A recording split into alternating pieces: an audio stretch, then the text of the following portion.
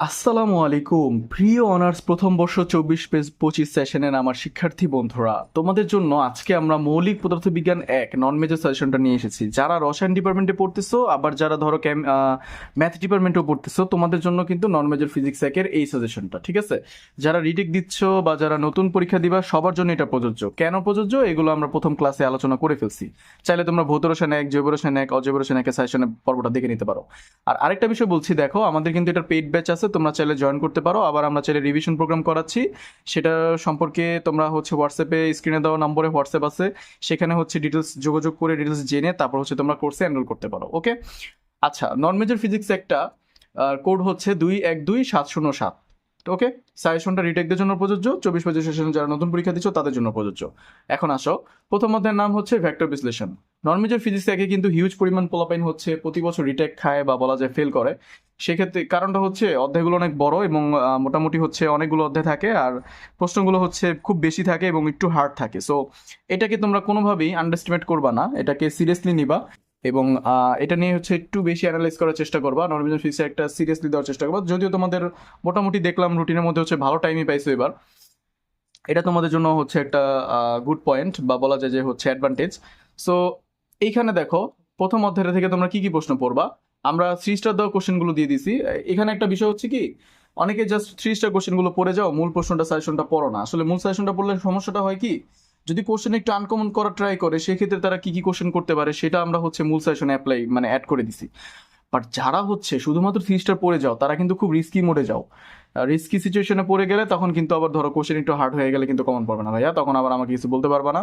তো প্রথমে আসি আমরা ভেক্টর বিশ্লেষণে। ভেক্টর বিশ্লেষণ থেকে তোমরা কি কি প্রশ্ন পড়বা। এ একটা ধ্রুবক ভেক্টর হলে প্রমাণ করো যে del R A is equal to A. এটা ভেক্টর চিহ্নটা বসবে, যে প্রত্যেকটার উপর ভেক্টর চিহ্ন বসবে। এটা 3 স্টার কোশ্চেন। ডাইভারজেন্স কাকে বলে, ভৌত তাৎপর্য, 3 স্টার কোশ্চেন। গ্রিনের উপপাদ্য বিবৃত প্রমাণ করো। গসের ডাইভারজেন্স তত্ত্বটা বিবৃত প্রমাণ করো। দেখো, গ্রিনের উপপাদ্য আর গসেরটা আর স্টোকসেরটা, এই তিনটার মধ্যে এবার গসেরটা বেশি ইম্পর্টেন্ট। তার মানে এই না যে গ্রিন আর স্টোকস তোমরা পড়বা না, তোমরা এই তিনটাই পড়বা। মূলত তোমরা সাজেশনটা কিভাবে ফলো করবা আমি বলি। তোমরা মেন বইটা আগে পড়বা, টাইম না থাকলে বিগত 5 সালের প্রশ্নগুলো পড়বা, টাইম না থাকলে তোমরা এই ফুল সাজেশনটা কমপ্লিট করবা, টাইম না থাকলে তোমরা 3 স্টার কোশ্চেনগুলো পড়বা। আর এই সাজেশনের মূল কপিটা তোমরা আমাদের ফেসবুক পেজে পেয়ে যাবা। ফেসবুক পেজের লিঙ্ক ডিসক্রিপশন বক্সে দেওয়া আছে, অথবা ফেসবুকে যে সার্চ করতে পারো কেমিস্ট হাব এনইউ, তাহলে তোমরা পেয়ে যাবা। ওকে, এবার আসো কাজ, ক্ষমতা ও শক্তি। দেখাও যে সংরক্ষণশীল বল F is equal to del V, যেখানে স্থিতিশক্তি। এটা 3 স্টার দেওয়া কোশ্চেন। সরল দোলকের ক্ষেত্রে শক্তি সংরক্ষণ সূত্র প্রমাণ করো। এটাও 3 স্টার দেওয়া কোশ্চেন। সমভরের দুইটা বস্তুর মধ্যে একমাত্রিক সংঘর্ষের ফলে ওরা একে অপরকে বেগ বিনিময় করে। এটা 3 স্টার কোশ্চেন। স্থিতিস্থাপক সংঘর্ষ ও একমাত্রিক সংঘর্ষ কাকে বলে, পার্থক্য লিখো। পরিবর্তনশীল বলের ক্ষেত্রে কাজ শক্তি উপপাদ্য প্রমাণ করো। এটা পড়বা। কে স্প্রিং ধ্রুবক বিশিষ্ট একটি স্প্রিংকে পরিমাণ কি পরিমাণ প্রসারণের জন্য কৃতকাজের সমীকরণ, কাজ হবে এখানে টাইপিং মিস্টেক, প্রতিপাদন করো। এই 1 আর 2 অধ্যায়টা ভেরি ইম্পর্টেন্ট, এখান থেকে ভালো একটা কোশ্চেন কমন পড়ে। এবার 3 নাম্বার, এখান থেকে খুব একটা কোশ্চেন আসে না, তারপরে মোটামুটি ইম্পর্টেন্ট বলা যায়।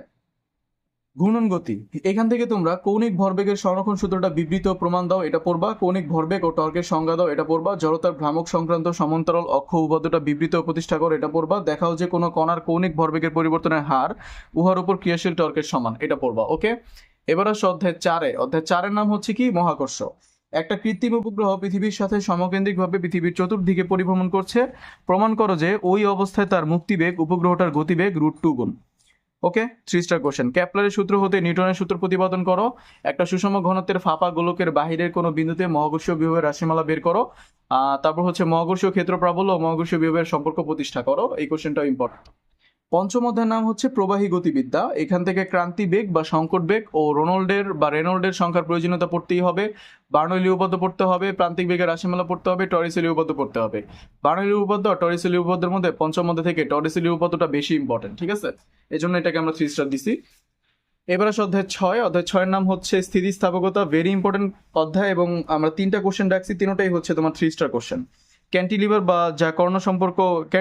কর্ণ সম্পর্ক কি। একটা ক্যান্টিলিভারের মুক্ত প্রান্তের অবনমনের রাশিমালা বের করো। কোনো বিকৃত বস্তুর একক আয়তনের কৃতকাজের রাশিমালা বের করো। প্রমাণ করো যে y is equal two 2n into 1 plus sigma, এটা পড়তে হবে।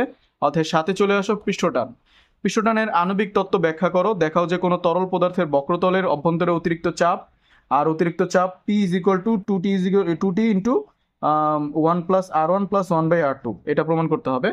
এরপর অধ্যায় 8, তরঙ্গতে থেকে দেখাও যে প্রতি সেকেন্ডে উৎপন্ন বিটের সংখ্যা বিট সৃষ্টিকারী উৎসদয়ের কম্পাঙ্কের পার্থক্যের সমান পড়তে হবে। বিট উৎপত্তির শর্তগুলো কি কি? 3 স্টার কোশ্চেন। বিট ও ব্যতিচারের মধ্যে পার্থক্য লিখো, 3 স্টার কোশ্চেন। দেখাও যে দুই মুখ খোলা নলে সর্বদা মূল সুরের যুগ্ম ও অযুগ্ম সকল প্রকার হারমোনিক উৎপন্ন হয়। অগ্রগামী ও স্থির তরঙ্গের পার্থক্য লিখো। অগ্রগামী তরঙ্গের সমীকরণ প্রতিপাদন করো। ওকে, এবার আসো অধ্যায় 9-10-এ। অধ্যায় 9-10 আমরা একসাথে রাখছি, দুইটা ছোট অধ্যায়, এই জন্য আমরা একসাথে কম্বাইন করে বেশ কিছু গুরুত্বপূর্ণ কোশ্চেন দিছি। দেখাও যে সরল ছন্দিত গতিসম্পন্ন কণার মোট শক্তি এর বিস্তারের বর্গের সমানুপাতিক।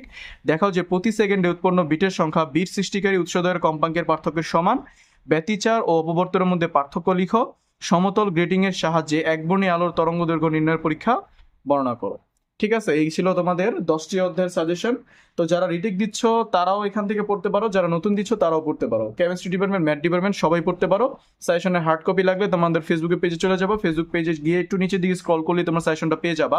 আর ঠিক পরীক্ষার 1 দিন বা 2 দিন আগে আমরা কিছু শর্ট সাজেশন দিব, অর্থাৎ এখান থেকে কিছু কোশ্চেন, সিলেক্টেড কোশ্চেন আমরা ফেসবুক পেজে আপলোড দিব, সেই কোশ্চেনগুলো একটু পড়ে যাবা কষ্ট করে, তাহলেই তোমাদের হয়ে যাবে। সো ফেসবুক পেজটা অবশ্যই ফলো করতে হবে। ইউটিউব চ্যানেলটি সাবস্ক্রাইব করে ভিডিওটি লাইক দিয়ে শেয়ার করে বন্ধুদের সাথে জানিয়ে দাও এবং কমেন্ট করে আমাদের উৎসাহী করো পরবর্তীতে আমাদের কোন সেশনটা দরকার। সবাই ভালো থেকো, সুস্থ থেকো, দেখা হবে নেক্সট ভিডিওতে। আসসালামু আলাইকুম।